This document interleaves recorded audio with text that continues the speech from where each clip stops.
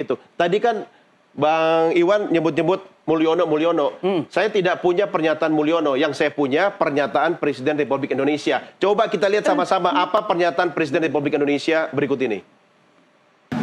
Pak Anies itu tidak bisa maju di Pilkada DKI sama Jabar, dan Bapak dituding sebagai salah satu yang... Saya itu kan dituding kan banyak banget. Nggak asal itu saja, dituding mencegah, dituding menghambat, dituding... Ya tapi kan memang itu urusan partai politik. Mau mencalonkan dan tidak mencalonkan itu urusan koalisi, urusan partai politik, ada mekanisme, ada proses di situ. Saya bukan ketua partai, saya juga bukan pemilik partai, supaya tahu semuanya. Belum tahu urusannya.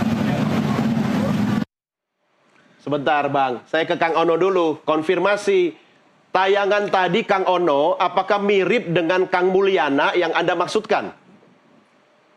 Kalau Mulyono yang ketua RT tadi pastinya berbeda ya. Ya. Tapi kan saya selama ini menyampaikan silakan tafsirkan Mulyono itu siapa. Ya. Dan tadi Presiden sudah menyampaikan ya memang itu jawaban Presiden. Saya yakin itu bukan jawaban Mulyono. Iya, setuju. Jadi kita tunggu, kita cari ya Mulyono yang sesungguhnya itu seperti apa. Yang saya yakin Bang Iwan juga sangat mengerti itu. Ya, Kang Ono, PDI Perjuangan kan nggak bisa diintervensi. Masa sih sebegitu mudahnya kemudian Anda mengatakan ini gara-gara ada kekuatan besar yang mengatakan bahwa akhirnya PDI Perjuangan khususnya DPD Jawa Barat tidak bisa bergerak semaunya begitu. Apa jawaban Anda? Ya tadi kan catatan Pak Anies itu kan PDI Perjuangan harus mengajak partner, harus mengajak teman untuk sama-sama mendukung Pak Anies. Ya. Dan teman itu tidak bersedia mendukung Pak Anies ya karena memang ada juga kekuatan besar yang menghalangi. Yang saya baca seperti itu. Berarti salah temennya dong, bukan salah yang melarang. Ya sebenarnya kalau tidak ada tekanan oleh kekuatan besar itu kan mereka bisa melenggang. Ya. Kang Ono, ya kan?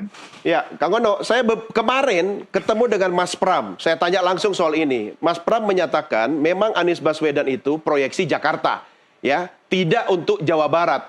Ya, bagaimana perkembangan dinamikanya detik demi detik, itu kan saya tidak tahu di belakang layar atau dapurnya PD Perjuangan. Artinya, kalau bicara realitas politiknya, memang Anies Baswedan lebih cocok di Jakarta. Bukankah kalau Anda memajukan Anies Baswedan, maksa banget untuk Jawa Barat, begitu?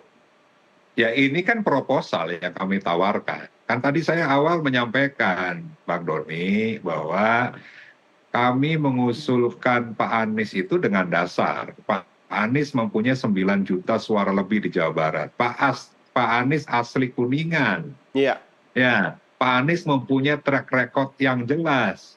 Pak Anies bisa menjadi jembatan antara PDI Perjuangan dengan kelompok masyarakat yang selama ini juga memang boleh dikatakan misalnya jauh dengan PDI Perjuangan. Kita berharap ada rekonsiliasi yang terjadi di Jawa Barat dengan Pak Anies yang diusung oleh PDI Perjuangan. Jadi proposal kami itu jelas, bukan sekedar membaca kita misalnya waktu yang sempit harus memutuskan, enggak. Tapi yang tentunya tadi Pak Anies pun mempunyai bacaan. Timnya pun mempunyai bacaan. Nah, dengan waktu yang singkat itu memang apa yang diinginkan oleh Pak Anies tidak bisa terjadi, tidak bisa terpenuhi karena ya tadi saya bilang ada kekuatan besar yang menghalangi itu. Ya, oke.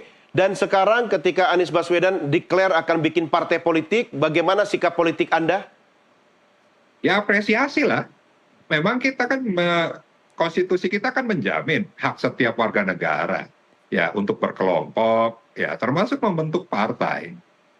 Bagaimana aspirasi rakyat itu harus tersalurkan. Dan partai politik ini kan menjadi keniscayaan secara konstitusional untuk bisa memperjuangkan aspirasi rakyat.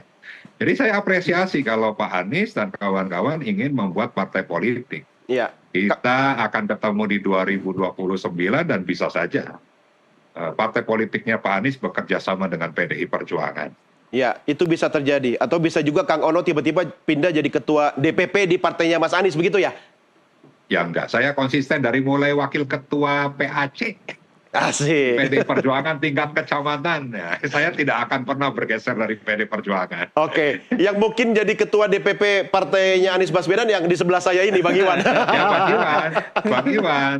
Jadi gimana Iwan langkah nanti. selanjutnya, Bang Iwan, untuk partai politik ini? Ya, kita persiapkan. Ya baru 1 hari, baru kemarin kita putuskan. Setelah kita melihat ini udah nggak benar lah. Ya, kalau tersandera begitu semua partai politik. Jadi tidak ada, kalau kita lihat kemarin orang yang niatnya baik itu udah sulit untuk maju membangun bangsa ini. Ya. Ya, itu yang terjadi. Idealisme itu tidak bisa lagi menjadi bagian pemimpin. Ya, sudah transaksional semua.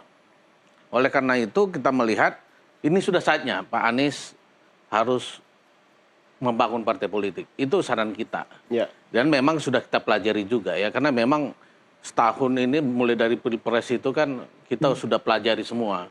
Ya, ini tarik menariknya terlalu kuat, bukan nggak intervensi. Kemudian perilaku kekuasaan 10 tahun itu, Bang Doni, Ya. itu kalau dia nggak setuju menggunakan hukum. Mulyono ini lagi. Ya. Jadi itu orang dibuat sandera semua. Jadi memang sengaja pemimpin-pemimpin itu dipilih yang bermasalah. Itu strategi. Jadi kalau tidak mengikuti keinginan dia sedikit saja, langsung dibuka. Ini kasusmu. Mau nggak ku merah putihkan, gedung Iya. merah putih. Iya. Itu terus. Jadi nggak perlu lagi dicari orang yang niat bagus. Iya. Ya seperti Said Didu, Mahfud MD gitu, yang orang bersih-bersih. Itu nggak perlu. Yang penting itu bisa disuruh-suruh. Gitu. Kalau bandel sedikit, sprindik. Ini Erlangga kok- begitu. Ini kok ketua RT ku di Jogja terkenal banget ya. Oh iya, Mulyono Waduh. luar biasa itu. Bang Iwan, ini kan artinya kan sekarang baru memulai langkah pertama. Iya. Ya kan? Artinya fokus untuk 2029. Ya, 2029 ini untuk apa? Untuk Pilpres atau apa? Pilpres lah pertama. Ya, kalau memang niatnya untuk Pilpres, kenapa menghabiskan energi di Pilkada serentak gitu loh? Ya udah kan, fokuskan aja untuk bikin partai Pilpres 2029. Kita pilkada nggak ikut kan? Iya, habis tenaga. kemarin ini kan lagi cari perahu gitu loh. Maksud saya, ya sudah gitu loh. Kita Dari bukan awal cari itu perahu. udah fokus aja ke Pilpres 2029. Ya tadi niatnya itu nggak membangun, tapi melihat situasi yang sudah begini. Biar saya kasih tahu kronologinya.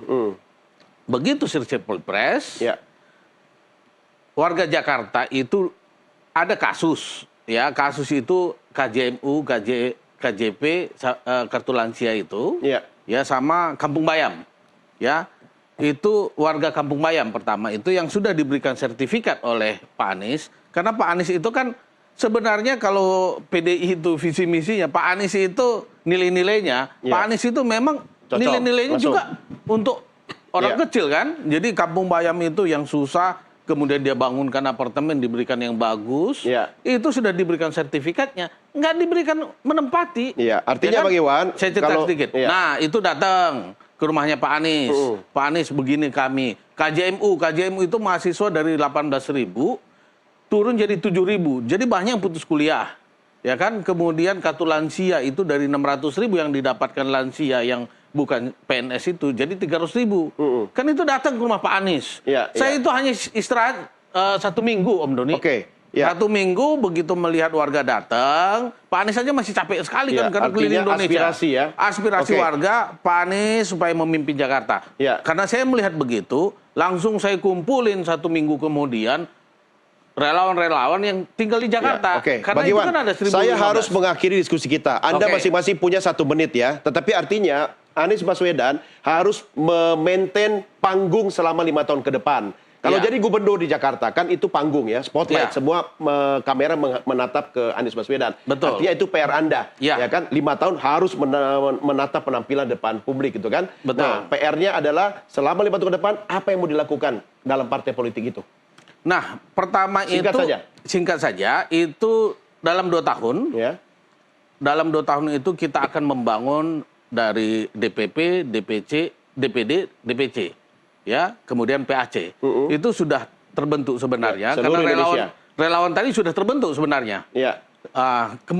itu nanti langsung kita jalankan dalam 2 tahun. Oke. Dalam tahun udah selesai. Tapi Pak Anies ini kan memang kemarin waktu maju ke DKI aja kita pro kontra. Karena ini Pak Anies ini udah milik Indonesia Oke. gitu. Hampir 45 juta suara. Ya, yang penting logistik aman kan?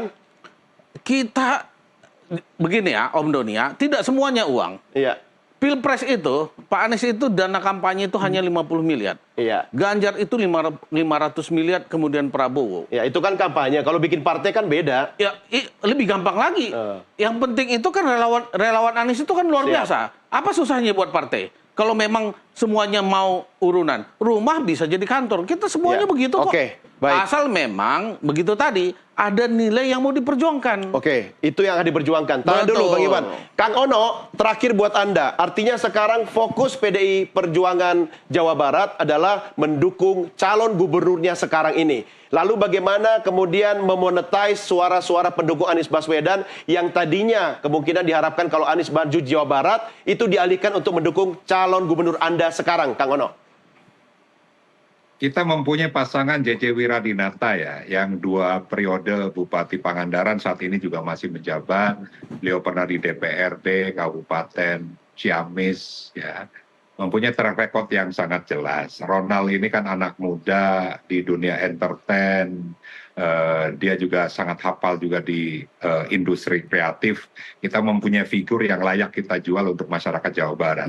PDI Perjuangan mempunyai modal suara 2,9 juta. Iya. Sehingga saya mempunyai keinginan Pak JJ, Pak Ronald ini benar-benar bisa diterima di masyarakat di seluruh lapisan dengan gerak-gerak politik, gerak-gerak kampanye yang humanis, yang relate dengan anak muda, dengan ibu-ibu, dengan kelompok urban, dengan buruh, petani, nelayan, dan sebagainya. Sehingga kita saat ini yang menyiapkan berbagai banyak instrumen pergerakan, ya, kita ke bawah, kita menyiapkan bagaimana media sosial, kita menyiapkan Ya. bagaimana relawan-relawan yang akan mendukung. Tapi kuncinya adalah rakyat Jawa Barat. Kita menginginkan Jawa Barat yang jauh lebih baik, bukan hanya gimmick-gimmick yang kemarin baik. sering kita terima. Kita tidak hanya Jawa Barat membangun infrastruktur yang tidak berkaitan dengan ekonomi rakyat, seperti membangun alun-alun dan sebagainya. Dan saya pastikan Pak JJ mempunyai konsep yang jelas bagaimana membangun Jawa Barat dengan pengalaman beliau sebagai Bupati Baik. Pangandaran 2 periode. Ya. Baik. Kang Ono, terima kasih. Jangan lupa titip salam buat Kang Mulyana yang ada dekat rumah Anda itu ya. Siap. Sampai Pak ketemu Mulyana, lagi. Ada ketua RW, tadi ketua RT, sekarang ketua RW, Mulyana. Oke, Siap. terima Bang kasih Iwan, Kang terima Ono. kasih, Bang Iwan. Iya, Bang Iwan, Oke, terima kasih sampai juga. ketemu Kang Ono di Bandung ya. Iya, Siap, Bang Kang. Iwan terima kasih juga, sukses buat partai politiknya ya. Terima kasih. Kang. Oke, Jubir. terima kasih Bang. Pemirsa, inilah akhir jumpa kita dalam NTV Prime Dialog, sekaligus mengakhiri NTV Prime edisi hari ini. Atas nama rekan-rekan redaksi dan kerabat kerja yang bertugas, saya Doni The Kaiser berterima kasih atas kebersamaan kita. Sampai jumpa, salam Nusantara, merdeka.